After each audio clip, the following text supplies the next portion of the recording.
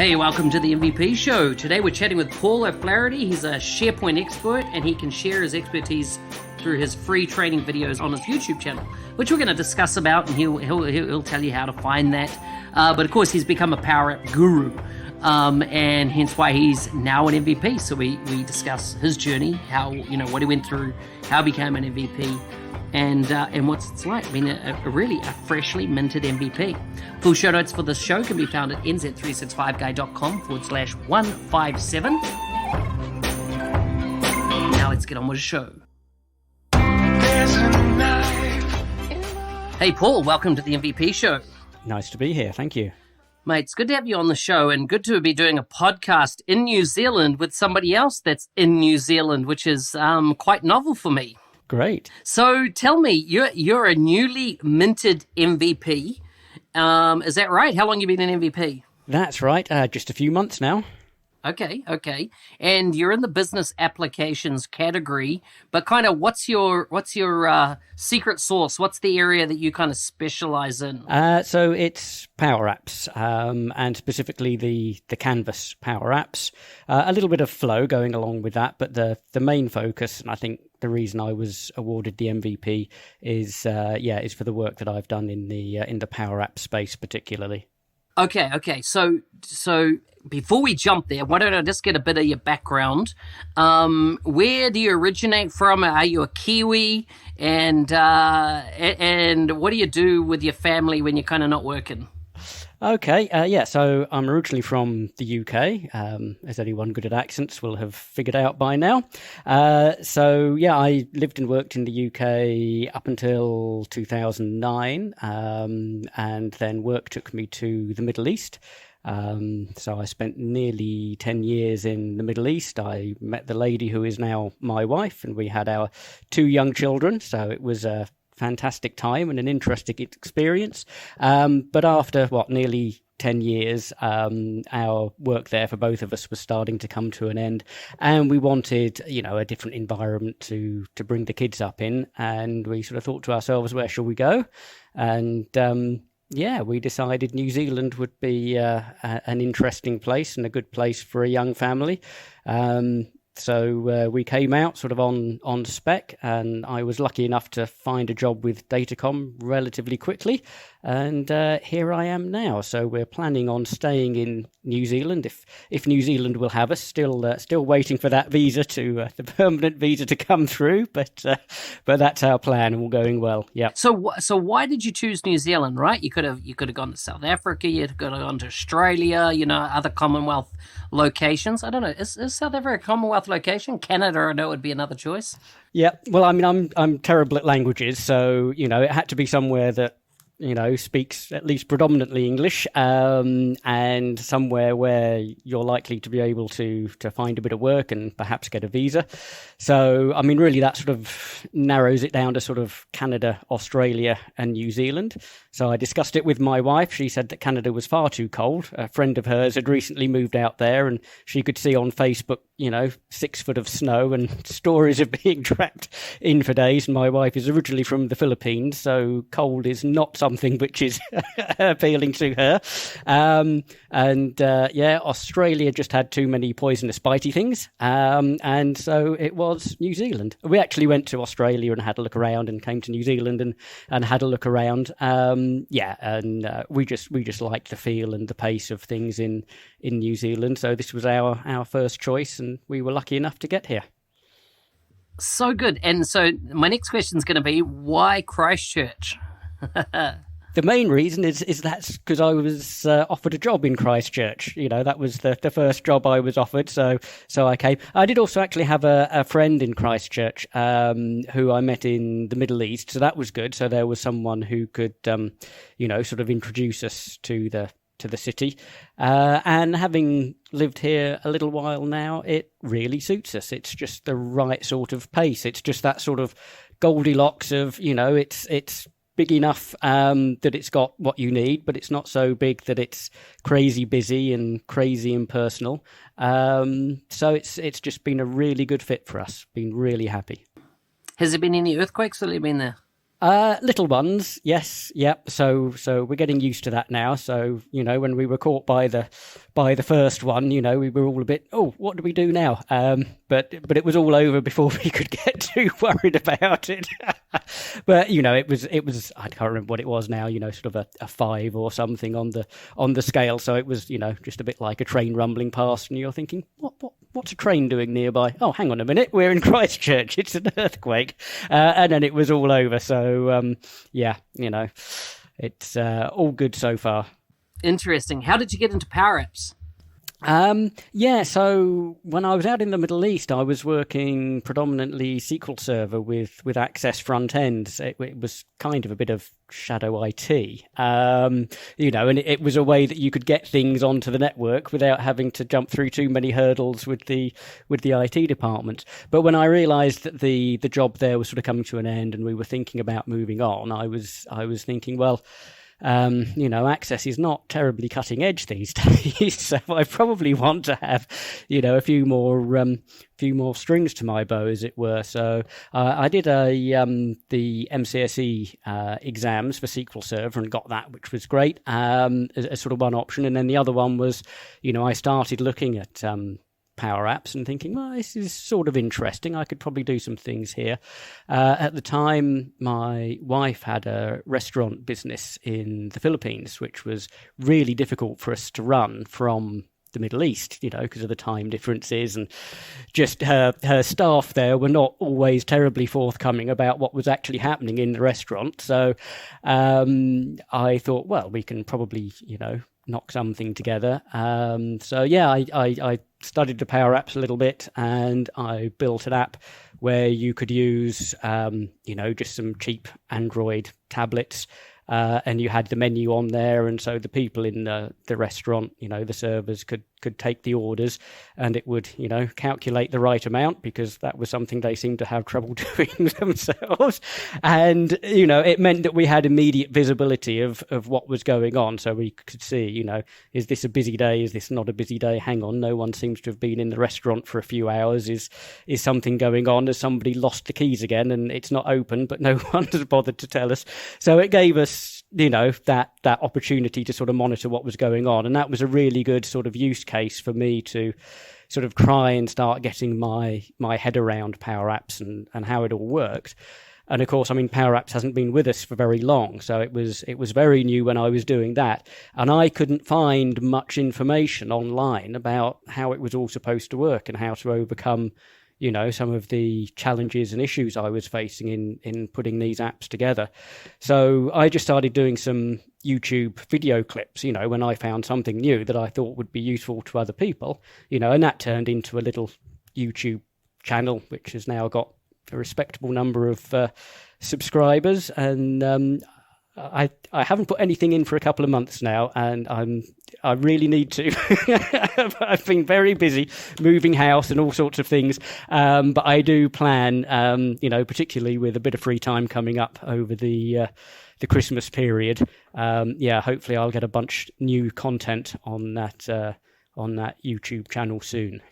Yeah, good. So I love just the practical nature of what you've created, as in how you cut your teeth, with that restaurant app. What else have you been building as you've kind of continued to learn the Power Platform? Yeah, so it's great being at Datacom, because we're sort of a consultancy, so we've got different customers coming to us and asking for, all different kinds of apps. So, that's presented some interesting challenges. So we've had to do things like, build apps that work offline, which is no mean feat, but it can be done. We have it working, and I have the YouTube clip on that. Stuff with, with images and photos. So that seems to be quite a big thing that companies are interested in with the app. A picture's worth 1,000 words, as they say. So it's great if their mobile staff can get out there and get images of whatever the issue is, and get that quickly back to the staff back in headquarters. So we've got quite a few apps that do that sort of thing. And then I've been playing around with the cognitive services, hooking PowerApps up to cognitive services. So that was interesting. Haven't Are you, really are you doing that via AI Builder, or are you going direct to Cognitive Services? No, direct to Cognitive Services. So I started messing around with that towards the end of last year, I think. So that was before AI Builder sort of came on the scene.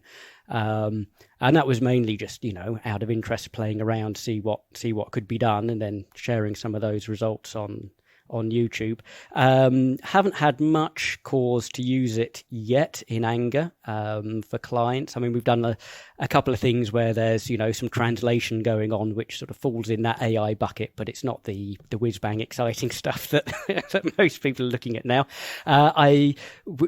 We started looking at, unfortunately, the project never really took off for other reasons, but we started looking at the possibility of using the computer vision to try to recognize and measure the size of injuries, wounds, bruises and things. So it was for a healthcare provider. So it was going to be sort of monitoring to see whether, people were healing or not, people who were only visited every couple of weeks or something, to see how much it had changed, whatever the injury was. So in a way, I'm sort of glad that one didn't come around, because I would have been sitting there trying to train the AI model on lots of images of gory injuries and weeping, pussing wounds and stuff. So yeah, careful what you wish for. So that one didn't come through, but yeah, we've got some expertise and knowledge in that area now, and every now and again, we hear of something, and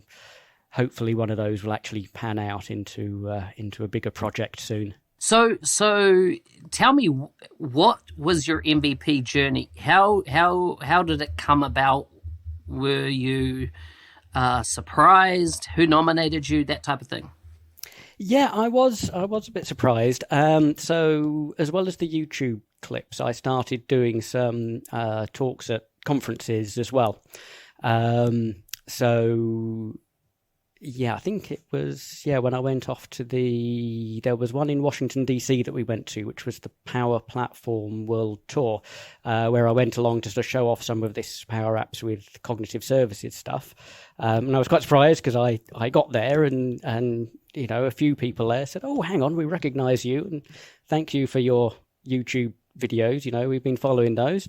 So that's really weird the first time that happens to you.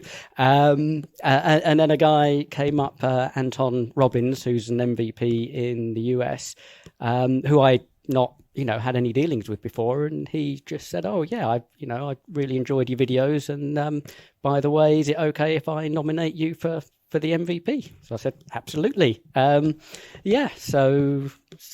it was Anton. Thank you very much, Anton, who nominated me. And then it took a little while to come through, because I think my application went in just at about the time when they were looking at all of the renewals of the existing MVPs, and that sort of takes precedence. So I put the thing in, and I was then sort of, tapping my fingers, waiting, what's going on. But it eventually came through, and very happy. Wow. Okay, so just out of interest, so had you heard about the MVP program before that? I had, yes.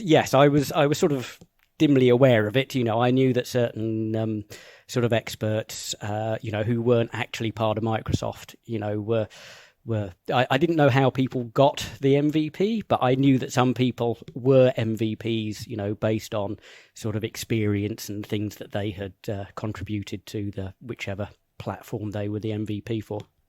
Interesting. And so you got nominated. Then what happened? So you're saying it happened kind of like in the March, April timeframe, when all the renewals are done for all existing MVPs once a year. So there's a bit of a quiet patch. What was the engagement process once that nomination had gone in? So you get an email to tell you that you've been nominated, and then there's a link in there which takes you through to a website where you can put down, what you've been doing. So they ask you to list any, conferences you've spoken at, or, what engagement you do, because I'm fairly active on the PowerApps Community Forum as well. Good. Okay, so that's good. So you do a lot of contribution in the PowerApps Community Forum. That's right. Yes. Yep. So I'd already been made a super user, or an astronaut, they call it. I'm not too sure about that name, but so I'd already been given the astronaut badge in the community forum. So I was able to put those bits and pieces down. So that was all great, and then sent that off, and then, like I say, I didn't hear anything for a while, and then there were a couple of events here in Christchurch. So there was an event I took part in, a hackathon, which was for the people who were affected by the Christchurch shooting last March. But at that, Shiva Ford, who's the MVP coordinator for Australia and New Zealand, she was there at that. And my boss here at Datacom, Rich Burdess, who's a bit more extrovert than me, he knew that my MVP application was in, and I hadn't heard anything for a while, and he knew that Shiva was involved in that process. So he then sort of jumped in and started saying, "Okay, Shiva, so Paul here's been nominated, and he hasn't heard anything for a while. What's going on?" I don't know whether that made any difference to speeding things up, but it wasn't long after that I then got the email to say that you've been awarded, and then that's followed up a little bit later by a parcel that comes, which has a very nice certificate in it, and a little Perspex MVP award, which you can put on your desk, and a little disc with the year of your award. And then, as I understand it, if you're lucky enough to be renewed as an MVP, then they just send you the new disc, and the little discs all build up along the side of that Perspex block. And I think there's room for, I don't know, about 10 or 15 years worth or something on there. So I think there's about 10 years, and then you get your blue disc at 5 years, and you get another blue disc at 10 years, and shows tenure as such. And then what happens is that you start removing the bottom lot and start on a blue disc, and to maintain the room. It is such a great visual award. Whoever created it, however many years ago, yes, I think it was a very smart. smart move. Yeah, very, very top quality. And saying that, mine's been in storage for years. I don't even know where it is particularly. I'll have to dig it out once I get into my storage locker at some point. Tell me, how has it changed things for you from the point of view of the fire hose of information that a lot of people talk about that you get once you're in the MVP program? Yeah, I'm having trouble keeping up with it, because I've been a little bit busy with things at work, and also had to move house as well. So, I see all these sort of notifications whizzing by, and occasionally I manage to catch up with some of those. So, I mean, there's various sort of official channels. So you get invited onto various calls, which are great, with the product teams showing new things coming down the line, or giving you a chance to give some of your thoughts on how the platform is progressing. So I've been able to take part in a couple of those, and then also there's sort of some unofficial sort of MVP groupings as well. So there's one for the business applications folk, which is on Slack. So another of the MVPs invited me onto that. So I'm trying to keep an eye on that one as well, and I've put a little bit of information in there. So it is great for all that. And then just last week I was in Sydney for the what was it?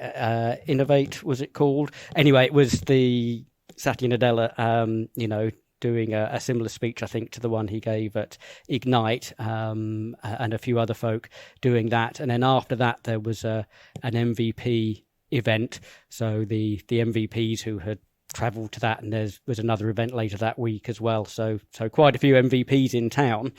So it was a chance for us all to get together and have a chat. And Shiva was there. She's very big on pushing, sort of what we can do for the wider community, which is great. And then they had a few of the actual product managers there as well. So we were able to sit down and have a few sort of open discussions and tell them, as MVPs, what we thought was working and what we think is not working with their platform, and when we think they're charging too much money for certain things. So I was told that my concerns would be taken back to the relevant relevant people.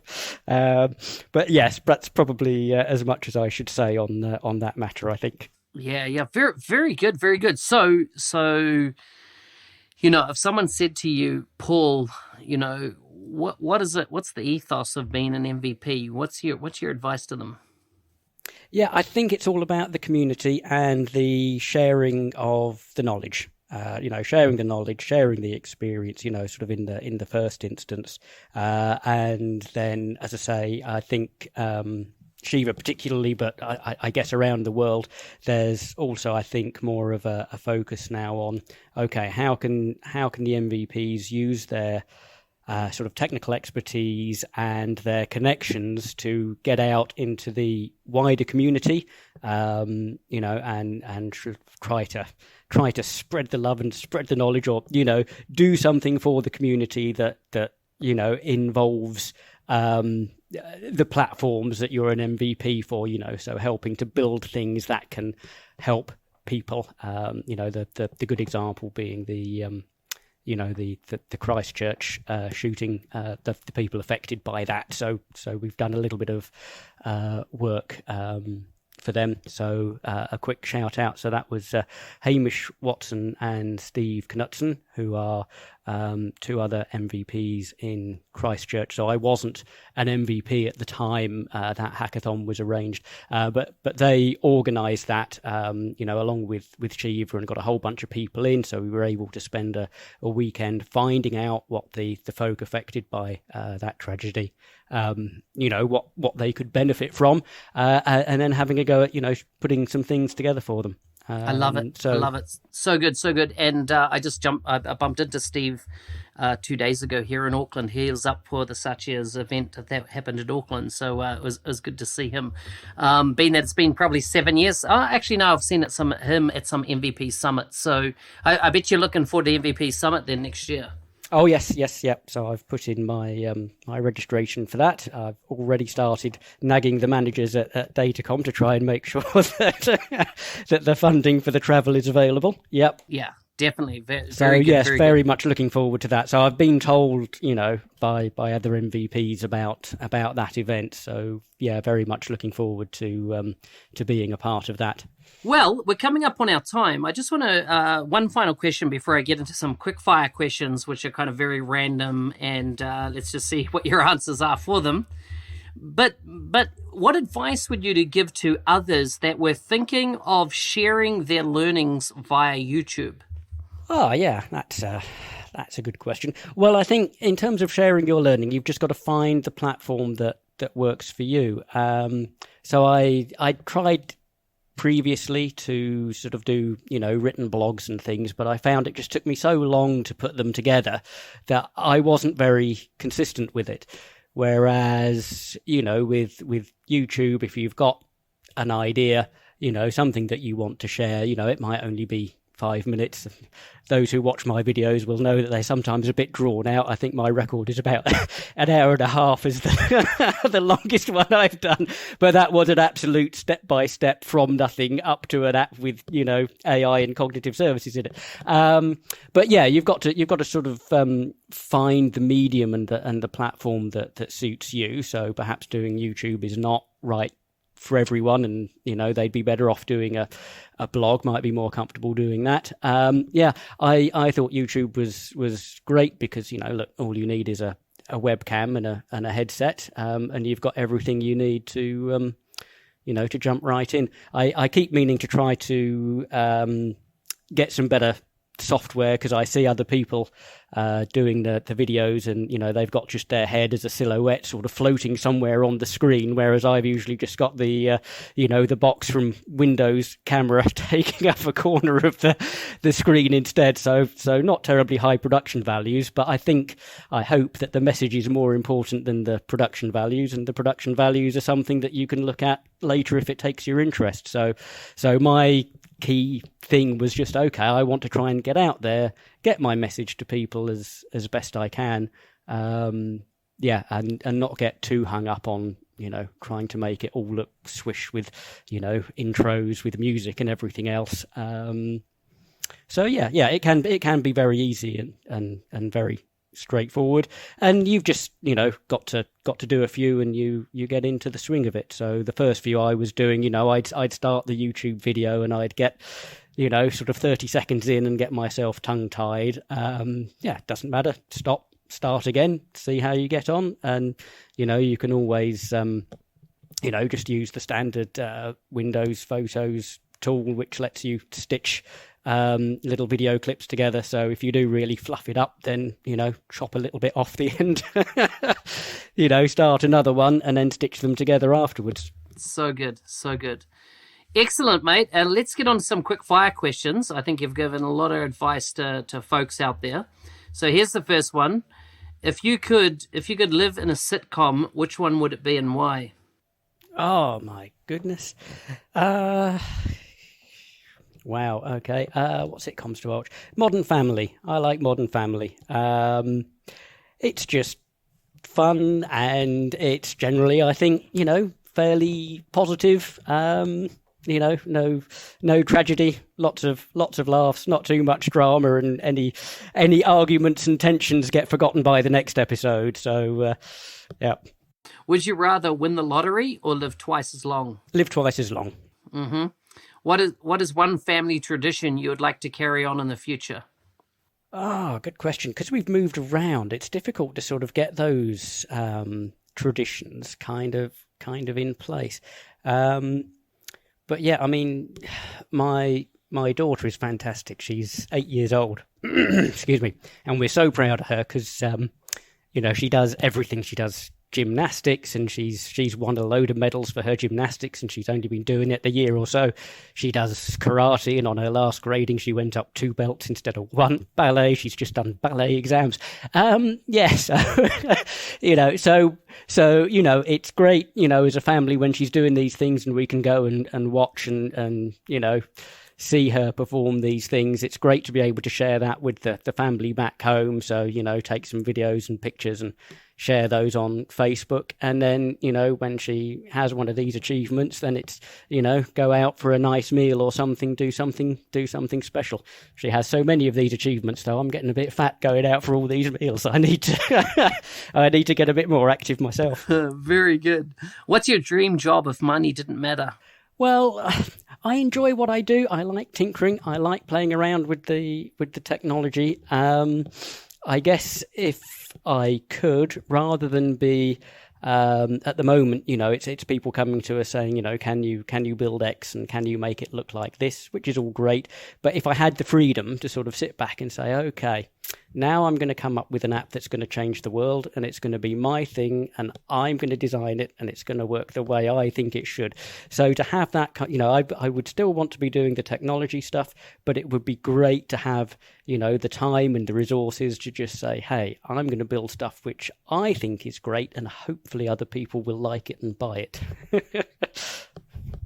What mistake do you keep making over and over again? Coming into work every day. No. I think the key thing is trying to learn from your mistakes, which I don't learn quickly enough. I do eventually learn, but I guess it's the old dog and new tricks sort of thing. So I actually try and keep a note of things on OneNote now, where I say to myself, okay, look, you've made this mistake again. Usually a coding thing, a bad practice that I've done to save some time, something like that. And by the time I've done it 2 or 3 times and it's bitten me, I have to write down and say, okay, look, in future you will do X. And then I lose that OneNote page or forget to look at it, and I do it all over again the next day. Paul, it's been great to have you on the show. If people want to kind of see where you're creating content, do you have a website or a Twitter or something like that? Yeah, I'm not great on social media, so I do have a Twitter, but I can't tell you what it is off the top of my head. I think it's Paul D. O'Flaherty on Twitter. And the YouTube, so that's the best place really. So the YouTube videos, just do a search on Paul and PowerApps, and you'll get me and you'll get Paul Colmsey, who's another MVP. But my videos are more fun, so watch mine rather than his.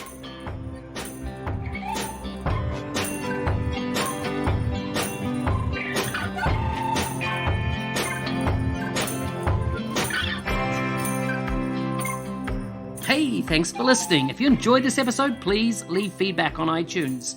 If you could pop over there, go to nz365guy.com/iTunes. It'll take you straight across there to leave a review if you like these shows and you want me to continue to do them. If you want to give me feedback, hit me up. LinkedIn Messenger is the best way to get hold of me. Send me a private message on LinkedIn. I answer every one of them. Full show notes for this episode can be found at nz365guy.com/157. See you next Thursday.